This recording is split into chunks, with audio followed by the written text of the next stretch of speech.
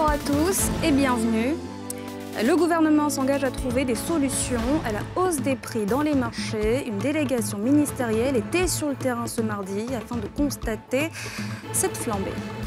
Une flambée qui impacte fortement le quotidien des Ivoiriens. Des associations de consommateurs font des propositions au gouvernement et demandent à rencontrer Patrick Hachi. Enfin, très tôt ce matin, une centaine d'individus ont été arrêtés par des forces de l'ordre et des agents de la CIE. Ils sont accusés de fraude à l'électricité et encourent des peines d'amende et d'emprisonnement.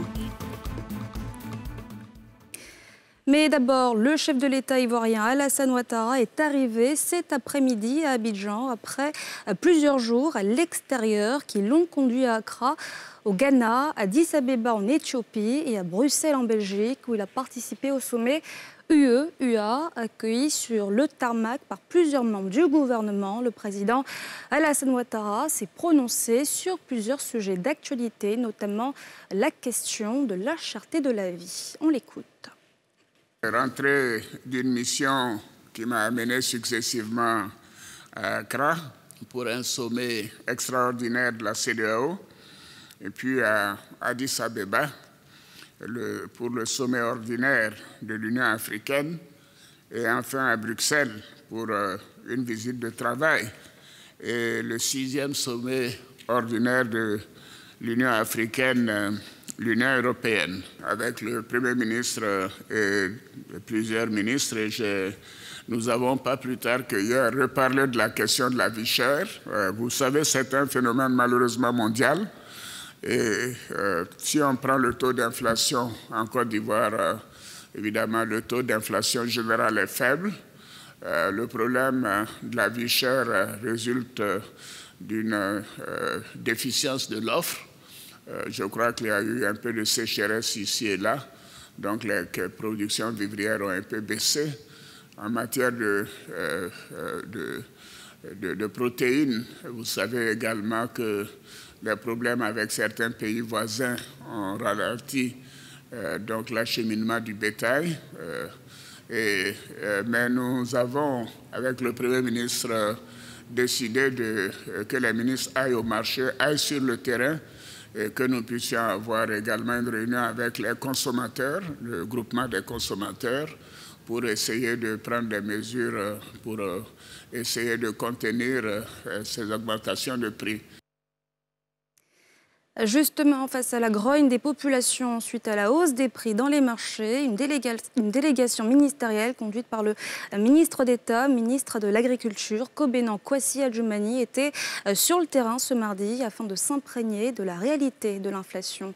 Nadjaïdja. Conduite par le ministre de l'Agriculture et du Développement rural, la délégation composée du ministre du Commerce et de l'Industrie, du ministre des Ressources animales et halieutiques, du ministre des Transports et du ministre de la Communication, des médias et de la francophonie a d'abord marqué un arrêt dans cette société de raffinerie en zone industrielle avant de se rendre dans les commerces et marchés.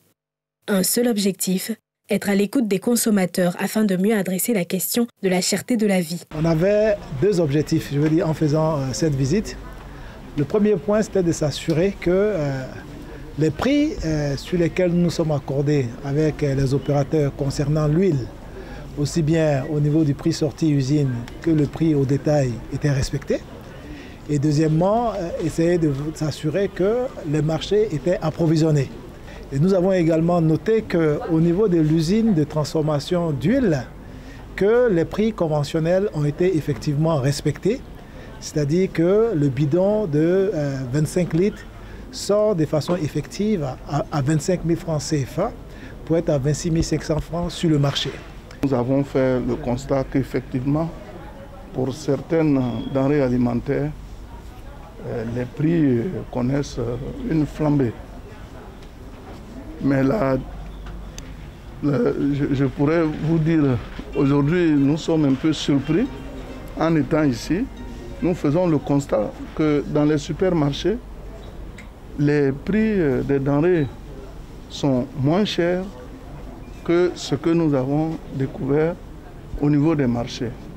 Pour le gouvernement, la libre concurrence ne devrait en aucun cas constituait une excuse pour faire des surenchères. La délégation a également invité la population à faire le meilleur choix de prix dans les marchés. Si la Covid-19 a impacté de façon mondiale les industries et les coûts des produits, plusieurs efforts ont été consentis par le gouvernement pour maîtriser la fluctuation des prix. Pour l'huile, par exemple, il a été convenu avec les industriels un maximum de 10% sur l'augmentation des prix de colisage, contre 60% sur le marché international, à en croire le ministre du Commerce et de l'Industrie. C'est donc très difficile en ce moment pour les Ivoiriens. Le pouvoir d'achat des populations a pris un sacré coup ces dernières semaines.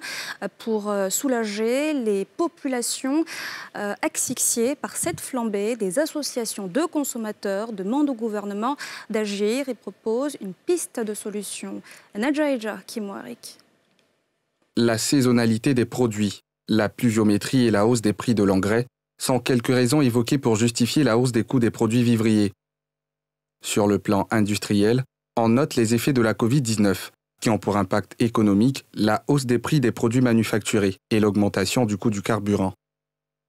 Si ces raisons sont comprises par les organisations de consommateurs, pour elles, il faut surtout protéger la population et son pouvoir d'achat.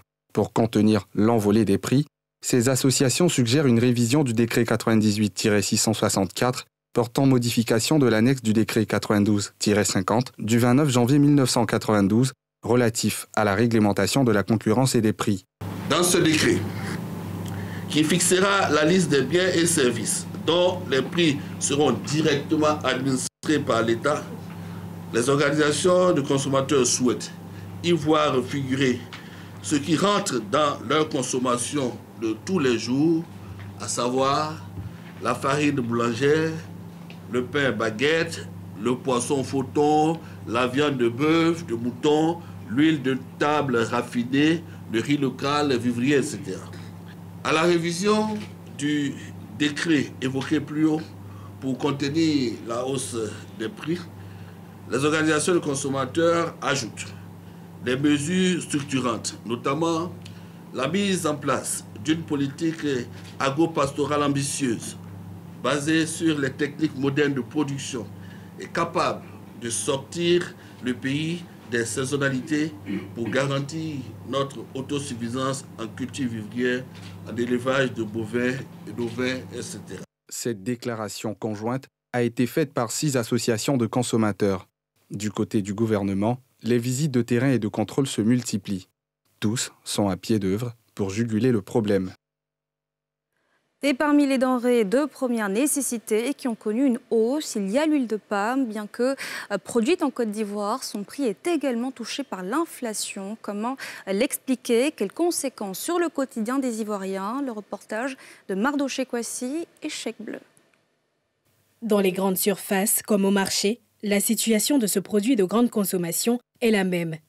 Le prix de l'huile de table a connu en quelques semaines une hausse substantielle aux grandes dames des consommateurs. Je venais prendre en gros ici 7 500 la bouteille, mais aujourd'hui, c'est le bidon de 5 litres là.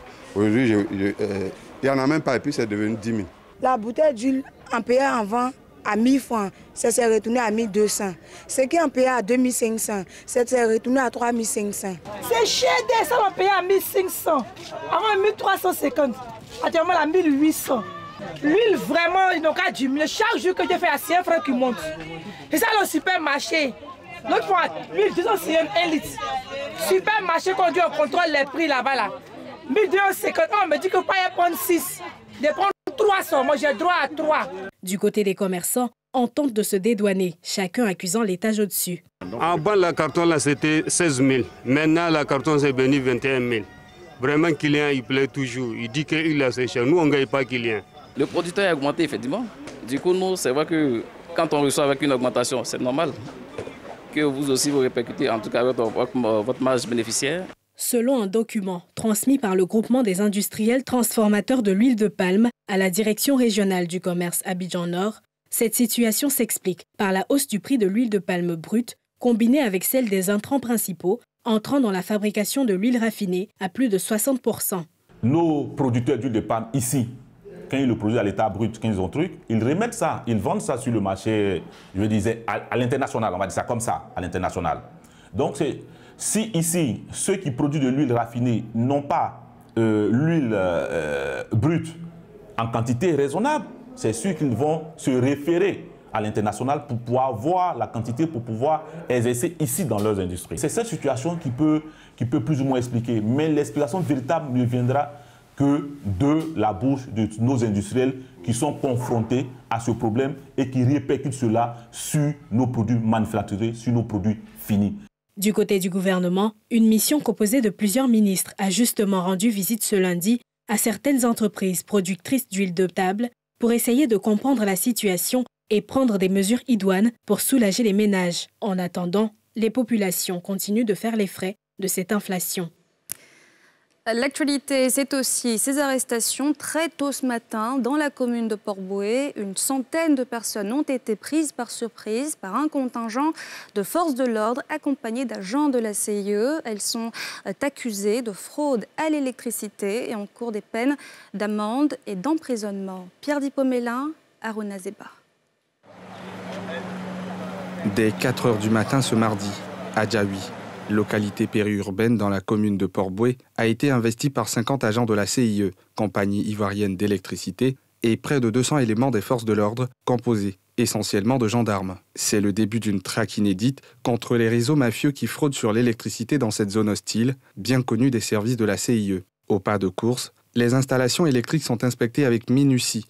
Les branchements illégaux détruits, les auteurs et bénéficiaires de ces branchements vite interpellés. Vous avez une installation de branchement direct, ça rentre chez vous. Direct là, ça alors, comment vous pouvez, quand vous dites que ça alimente votre domicile ou bien quelque part d'autre, attends, vous voulez qu'on en vous croit? Ça là, c'est vous qui avez fait ça. Vous voyez non? La CIE a la responsabilité donc de distribuer l'électricité. Malheureusement, cette électricité distribuée est frauduleusement consommée. C'est une action donc, de contrôle qui est sécurisée et mise sous la supervision du procureur de la République. Dans cette opération se trouvent donc des OPJ qui s'assurent donc point par point du respect du droit des personnes contrôlées. Le coup de filet fait 196 individus interpellés, dont une dizaine qui s'étaient érigés en fournisseurs de courant. Les fraudeurs qui ont été alertés se sont évanouis dans la nature. Pour des habitants, c'est l'inaccessibilité au compteur et à l'abonnement qui pousse à la fraude. Ils ont tout coupé, tout est coupé, puisque nous, même les compteurs, banabana, tout est coupé. Voilà, donc en fait, à l'air, il n'y a pas de courant. Voilà pourquoi il y a toujours fraude de courant à Yaoui, toujours. Parce que les compteurs sont volés. On ne sait pas, on n'a pas le code. On va à CIE, on nous tourne. C'est vrai qu'ils ont fait des promos, on a eu des compteurs, on n'en souvient pas. Mais ça n'a pas couvert tout à Yaoui complet. Ils ont ajouté les poteaux, tout. Mais il y a des coins où les poteaux n'arrivent pas pour alimenter les compteurs. Et puis il y a des niches qui sont à 20 compteurs, aujourd'hui se retrouvent à 2 compteurs. Qui ont été volés, on ne sait pas où c'est passé. Quand dans la CIE, pour demander les compteurs prépayés, on ne nous donne pas les compteurs prépayés. On nous dit que la promo est finie. Quand ils rentrent, on dit que ça a été payé, on paye les compteurs à 150 000 francs. Compteurs prépayés. Si c'est compteur à facture, c'est 200 et quelques mille francs. Adjaoui, c'est un village où tout le monde se débrouille. Nous sommes des débrouillards, nous sommes les gars de la zone. Maintenant, qui va gagner 150 000 francs, mais 199 000, on va aller payer un compteur? Mais cette thèse est réfutée par le sous-directeur en charge de la lutte contre les réseaux mafieux à Abidjan, qui indique par ailleurs qu'une longue période de sensibilisation a précédé la descente surprise de ces hommes à Adjaoui. Des compteurs étaient donnés vraiment dans ce quartier. Et malheureusement, selon nos enquêtes, la fraude continue toujours. Donc il était grand temps qu'on mène une opération de lutte contre la fraude. Les collaborateurs qui opéraient dans la zone ont fait des contrôles tout en visitant coup par coup. Ils ont constaté un branchement direct alimenté par un câble. Il n'y a pas de compteur pour ce magasin. Et en même temps, ils ont vérifié au niveau de la cour. Ils n'ont pas trouvé de compteur, mais malheureusement, les occupants et du magasin et de la cour ont totalement disparu. La fraude coûte cher à la compagnie ivoirienne d'électricité. Ses pertes sèchent 40 milliards de francs CFA par an. Mais son impact n'est pas que financier. Plusieurs incendies et électrocutions sont liés aux branchements frauduleux. Ces réseaux de fraude sur l'électricité ont plusieurs impacts. Il y a un impact financier. Donc l'électricité qui est consommée qui passe par ces réseaux de fraude-là ne peut pas être enregistrée par les compteurs, donc ne peut pas être facturée. Les transformateurs qui sont avariés chaque jour, on a du matériel de réseau qui est avarié chaque jour. Donc vous voyez, il y a le remplacement de matériel de réseau à cause du réseau qui est surchargé par l'activité de ces individus qui construisent les réseaux de fraude, distribuent l'électricité à partir de ces réseaux de fraude et en font la commercialisation. La fraude sur l'électricité cause d'énormes pertes en vie humaine. Donc il y a des cas d'électrisation, il y a des cas d'électrocution. Si l'opération de ce jour est un succès à Adjaoui, elle n'a pas toujours été heureuse. En 2019, dans ce même quartier, des agents de la CIE avaient été pris à partie par une population hostile au contrôle de ces installations électriques. 3 véhicules avaient été saccagés et calcinés et plusieurs agents assermentés blessés. L'assistance aux pupilles de la nation et de l'État est le sujet principal qui a conduit des femmes et tutrices légales d'enfants orphelins en raison des crises sociopolitiques en Côte d'Ivoire chez la ministre de la Solidarité et de la lutte contre la pauvreté. Cette rencontre a permis à Miss Belmont Dogo de toucher du doigt les difficultés de ces enfants. Pierre Dipomela. Les enfants de fonctionnaires, forces de défense et de la sécurité et autres agents de l'État, mineurs de moins de 21 ans, mis sous la protection et le soutien matériel et moral de l'État du fait de leur vulnérabilité due à un décès ou à une invalidité des parents, sont appelés des pupilles de la nation. Des femmes et tutrices légales de ces enfants, reçues par la ministre en charge de la Solidarité, évoquent la question de l'assistance en faveur de ces enfants. En proposant la loi 2014-137 du 24 mars 2014 portant statut des pupilles de la nation, Monsieur le Président de la République entend exprimer la solidarité réconfortante de la nation envers les enfants et envers vous, les épouses et les parents, qui avez souffert et continuez de souffrir de la perte brutale des géniteurs des pupilles de la nation. Cet engagement du Président de la République entre dans le cadre de la réparation des préjudices liés aux crises qui ont secoué notre pays, de la consolidation de la paix, de la restauration du tissu social.